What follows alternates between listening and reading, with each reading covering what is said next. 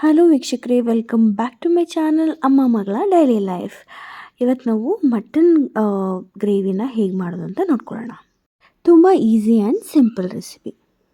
ಈರುಳ್ಳಿನ ಹೆಚ್ಕೊಂಡು ಪೇಸ್ಟ್ ಮಾಡಿ ಇಟ್ಕೊಂಡಿದ್ದೀನಿ. ನಂತರ 4ರಿಂದ 5 ಟೊಮ್ಯಾಟೊ ಪ್ಯೂರಿ, 4ರಿಂದ 5 ಟೊಮ್ಯಾಟೊನ ಗ್ರೈಂಡ್ ಮಾಡ್ಕೊಂಡು ಇಟ್ಕೊಂಡಿದ್ದೀನಿ.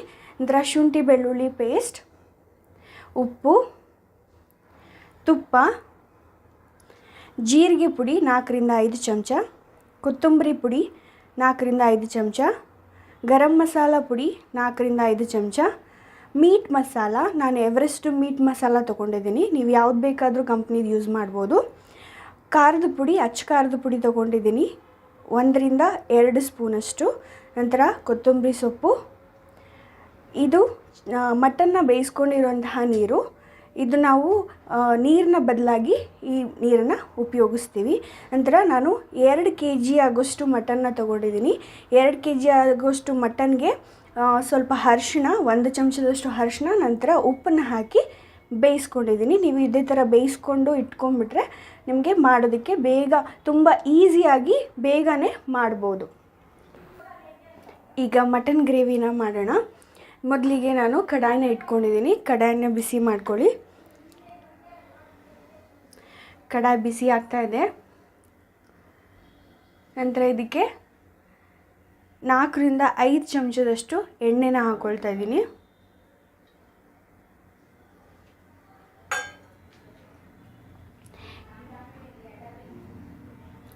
ಈಗ ಎಣ್ಣೆ ಬಿಸಿಯಾಗಿದೆ ವೀಕ್ಷಕರೇ. ನೋಡಿ, ಇದಕ್ಕೆ ನಾವು ನೀರುಳ್ಳಿ ಪೇಸ್ಟ್ನ ಹಾಕ್ಕೊಳ್ಬೇಕು. ಫಸ್ಟಿಗೆ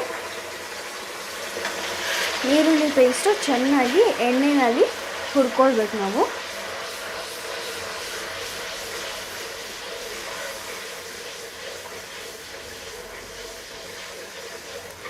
ಇದು ಸ್ವಲ್ಪ ಮಟ್ಟಿಗೆ ಬ್ರೌನ್ ಆಗುವಷ್ಟು ನಾವು ಇದನ್ನು ಹುರ್ಕೊಳ್ತೀವಿ.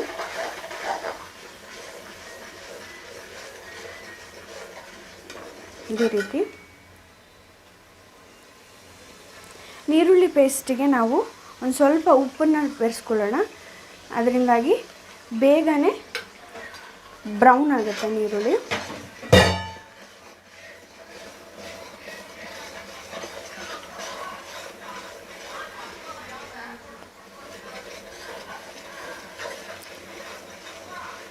ಈ ರೀತಿ ನೋಡಿ ಬ್ರೌನ್ ಆಗ್ತಾ ಇದೆ, ನೋಡ್ಬೋದು ನೀವು.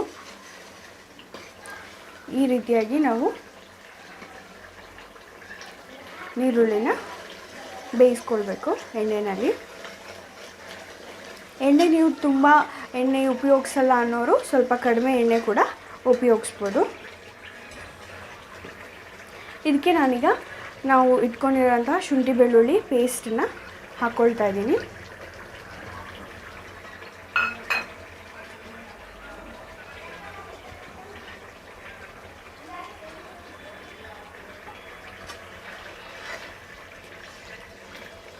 ಶುಂಠಿ ಬೆಳ್ಳುಳ್ಳಿ ಪೇಸ್ಟನ್ನ ಹಾಕ್ಕೊಂಡು ಈ ರೀತಿಯಾಗಿ ನಾವು ಬೆರೆಸ್ಕೊಳ್ಳೋಣ.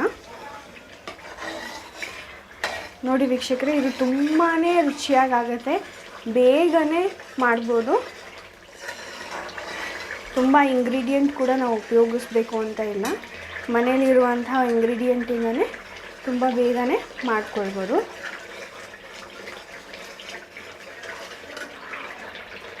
ಈಗ ನೋಡಿ, ಇದಾಗಿದೆ, ಎಣ್ಣೆ ಬಿಟ್ಕೊಂಡಿದೆ ನೀರುಳ್ಳಿ.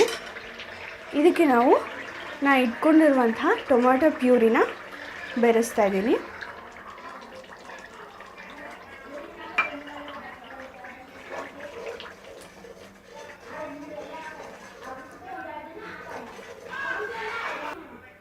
ಇದು ನೋಡಿ ವೀಕ್ಷಕರು, ಇವಾಗ ಚೆನ್ನಾಗಿ ಕುದಿಬೇಕು.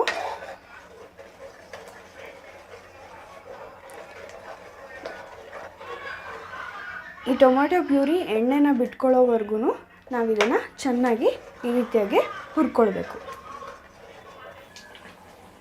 ನೋಡಿ ವೀಕ್ಷಕರೇ, ಇದು ಇವಾಗ ಕುದೀತಾ ಇದೆ. ನೋಡಿ, ಇಲ್ಲಿ ನೀವು ನೋಡ್ಬೋದು ಎಣ್ಣೆ ಬಿಟ್ಕೊಂಡಿದೆ ಟೊಮೆಟೊ. ಈ ಸ್ಟೇಜಲ್ಲಿ ನಾವು ಇದಕ್ಕೆ ತಯಾರಿಸಿಟ್ಕೊಂಡಿರುವಂತಹ ಎಲ್ಲ ಮಸಾಲೆಗಳನ್ನು ನಾವು ಇದಕ್ಕೆ ಹಾಕ್ಕೊಳ್ತಾ ಹೋಗಬೇಕು.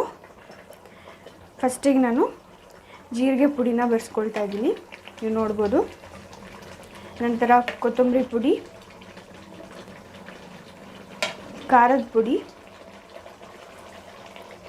ಗರಂ ಮಸಾಲ ಪುಡಿ,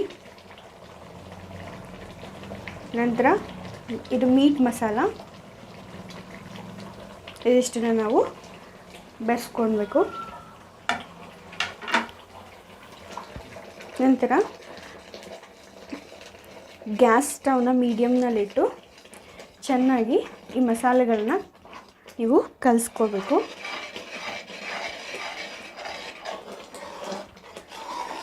ಈ ರೀತಿಯಾಗಿ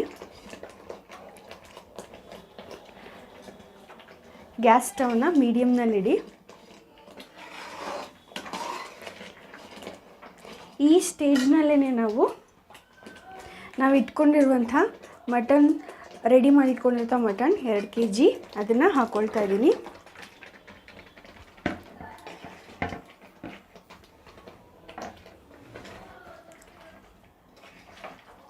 ಇದನ್ನು ಚೆನ್ನಾಗಿ ಹಾಕ್ಕೊಂಡು ಎಲ್ಲ ಮಸಾಲೆ ಮಿಕ್ಸ್ ಆಗೋ ರೀತಿ ಇದನ್ನು ನೀವು ಈ ರೀತಿ ಕಲಿಸ್ಕೊಳ್ಬೇಕು.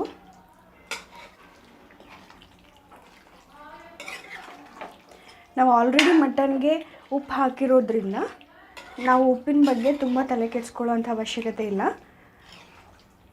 ಹಾಗೆ ನೀರುಳ್ಳಿ ಪೇಸ್ಟ್ ಬೇಯುವಾಗ ಕೂಡ ನಾವು ಉಪ್ಪನ್ನು ಹಾಕ್ಕೊಂಡಿದ್ದೀವಿ. ಸೊ ಈ ರೀತಿಯಾಗಿ ಮಟನ್ನ ಹಾಕ್ಕೊಂಡು ಒಂದು 2 ನಿಮಿಷ ಇದೇ ಮಸಾಲೆನಲ್ಲಿ ಮಟನ್ ಬೇಯೋದಕ್ಕೆ ಬಿಡಬೇಕು. ಫ್ಲೇಮ್ನ ಹೈಯಲ್ಲಿ ಇಟ್ಕೊಳ್ಳಿ. ನೋಡಿ ವೀಕ್ಷಕರೇ, 2 ನಿಮಿಷ ಇದು ಮಸಾಲೆನಲ್ಲಿ ಚೆನ್ನಾಗಿ ಬೆಂದಿದೆ. ಈಗ ನಾವು ಆಲ್ರೆಡಿ ನೀವು ನೋಡ್ಬೋದು, ನಾವು ಇಟ್ಕೊಂಡಿರುವಂತಹ ಮಟನ್ ಬೇಯಿಸಿರುವಂತಹ ನೀರಿದು.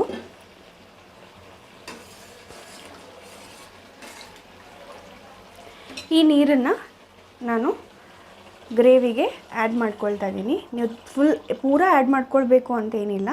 ನಿಮಗೆ ಎಷ್ಟು ಗ್ರೇವಿ ಬೇಕು ಅಂತ ಅನಿಸುತ್ತೋ ಅಷ್ಟು ನೀವು ಆ್ಯಡ್ ಮಾಡ್ಕೊಳ್ಬೇಕು. ಉಳಿದಿರೋದನ್ನು ನೀವು ಸೂಪ್ ಮಾಡಿ ಕುಡಿಬೋದು. ಸೂಪ್ ರೆಸಿಪಿನ ನಾನು ಇನ್ನೊಂದು ದಿನ ನಿಮಗೆ ತೋರಿಸ್ಕೊಡ್ತೀನಿ. ಈಗ ಚೆನ್ನಾಗಿ ಕಲಿಸ್ಕೊಳ್ಬೇಕು. ಈ ಸ್ಟೇಜಲ್ಲಿ ನಾನು ಉಪ್ಪನ್ನು ಚೆಕ್ ಮಾಡಿದ್ದೀನಿ.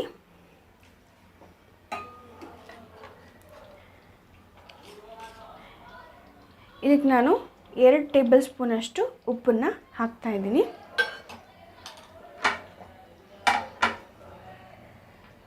ಹಾಗೆ ನಾವು ಇಟ್ಕೊಂಡಿರುವಂಥ ಕೊತ್ತಂಬರಿ ಸೊಪ್ಪನ್ನು ಕೂಡ ಇದ್ರ ಮೇಲೆ ಹಾಕ್ಕೊಳ್ತಾ ಇದ್ದೀನಿ.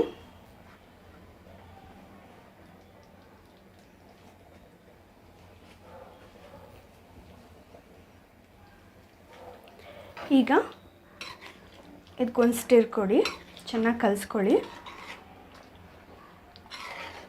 ಯಾಕಂದರೆ ನಾವು ಇದಕ್ಕೆ ಉಪ್ಪು ಮತ್ತು ಕೊತ್ತಂಬರಿ ಸೊಪ್ಪನ್ನು ಆ್ಯಡ್ ಮಾಡಿದ್ದೀವಿ. ನೀವು ನೋಡ್ಬೋದು ಆಲ್ರೆಡಿ ಗ್ರೇವಿ ಸ್ವಲ್ಪ ತಿಕ್ಕಾಗೇ ಇದೆ.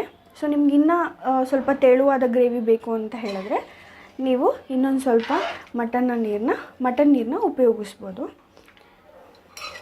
ಇದೇ ಗ್ರೇವಿ ನೀವು ಒಂದೇ ಹೊತ್ತಿಗೆ ಮಾಡ್ಕೊಳ್ತೀರಾ, 2 ಹೊತ್ತಿಗೆ ಮಾಡ್ಕೊಳ್ಬೇಕು ಅನ್ನಂಗಿದ್ರೆ 2ನೇ ಹೊತ್ತಿಗೆ ಅಂತಂದರೆ ಮಧ್ಯಾಹ್ನ ತಿಂದು ಉಳಿದಿದೆ ಮಟನ್ ಗ್ರೇವಿ, ಇನ್ನು ಗ್ರೇವಿ ಗಟ್ಟಿಯಾಗಿಬಿಟ್ಟಿದೆ ಅಂದರೆ ಅದೇ ನೀವು ಮಟನ್ ಬೇಯಿಸಿರೋ ನೀರನ್ನು ಮತ್ತೆ ಅದರೊಳಗೆ ಹಾಕಿ ಕುದಿಸ್ಕೊಂಡ್ರೆ ತುಂಬಾ ಚೆನ್ನಾಗಿ ಬರುತ್ತೆ. ನಿಮಗೆ ಗ್ರೇವಿನೂ ಇರುತ್ತೆ, ಟೇಸ್ಟ್ ಕೂಡ ಅದೇ ರೀತಿಯಾಗಿ ಉಳಿಯುತ್ತೆ.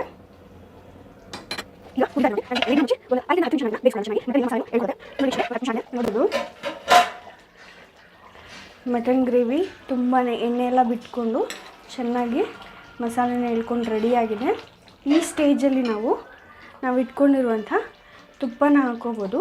ಇದು ಆಪ್ಷನಲ್, ಬಟ್ ತುಪ್ಪ ಹಾಕೋದ್ರಿಂದ ಟೇಸ್ಟ್ ತುಂಬಾ ಚೆನ್ನಾಗಿ ಬರುತ್ತೆ.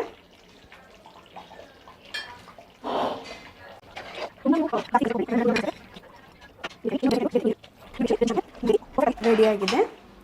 ಈಗ ಇದನ್ನು ನಾವು ಸರ್ವಿಂಗ್ ಬೌಲ್ಗೆ ಹಾಕ್ಕೊಳ್ಳೋಣ.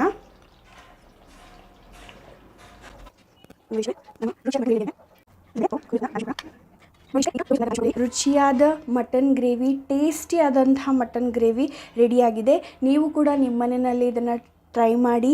ತುಂಬಾ ಟೇಸ್ಟಿಯಾಗಿರುತ್ತೆ, ತುಂಬಾ ಈಸಿಯಾಗಿ ಮಾಡುವಂತಹ ಮಟನ್ ಗ್ರೇವಿ ಇದು. ನಿಮಗೆ ನಮ್ಮ ಈ ರೆಸಿಪಿ ಇಷ್ಟ ಆಗಿದ್ದರೆ ಲೈಕ್ ಮಾಡಿ, ಶೇರ್ ಮಾಡಿ, ಸಬ್ಸ್ಕ್ರೈಬ್ ಮಾಡೋದು ಮಾತ್ರ ಮರಿಬೇಡಿ. ಇದೇ ರೀತಿ ಇನ್ನೂ ಟೇಸ್ಟಿಯಾದಂತಹ ಫುಡ್ ರೆಸಿಪೀಸ್ ನಿಮ್ಮ ಮುಂದೆ ಬರ್ತಾ ಇರುತ್ತೆ. ನಮ್ಮ ಚಾನಲ್ನ ಸಬ್ಸ್ಕ್ರೈಬ್ ಮಾಡಿ ವೀಕ್ಷಕರೇ. ಧನ್ಯವಾದ.